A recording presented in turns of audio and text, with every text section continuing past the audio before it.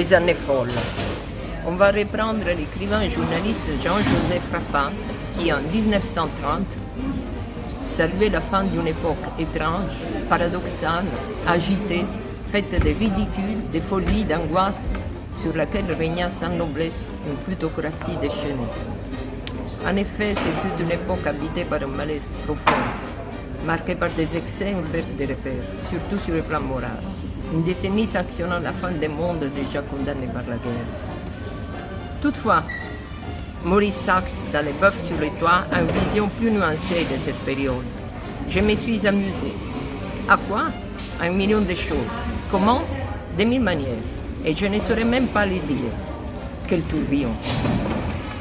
En définitive, l'adjectif pouvant signifier soit la joie des livres, soit la perte de la raison, la désignation année folle, exprime bien cette époque à la folie profondément ambivalente, constituée de réalités contradictoires et d'espoir.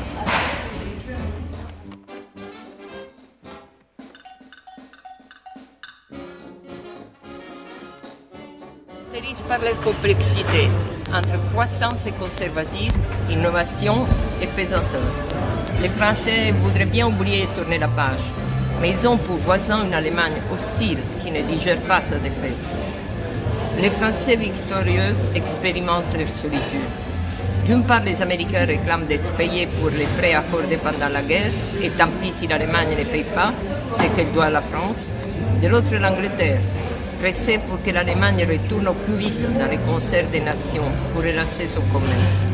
Avec l'inquiétude qui se prolonge vis-à-vis de l'Allemagne, au moins jusqu'à 1925, la France, hier banquière du monde, a vu sa dette bondir de 35 à 135 milliards de francs durant la guerre et n'arrive pas à boucler un budget avant 1926.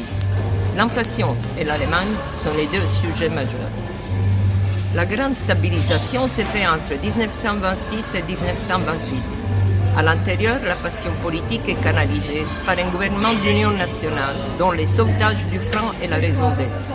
Seuls les socialistes et les communistes restent dans l'opposition. L'inflation jugulée, il fallait faire en sorte que l'Allemagne et la France se regardent en bons voisins. Les accords de Locarno sont signés le 16 octobre 1925. C'est le commencement d'une collaboration confiante comme un stressement. La signature implique l'entrée de l'Allemagne dans la Société des Nations.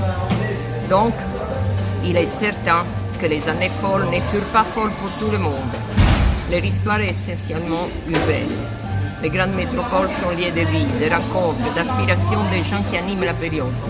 Sont des centres de brassage et de confrontation d'idées, des vitrines accueillant divers salons et expositions internationales.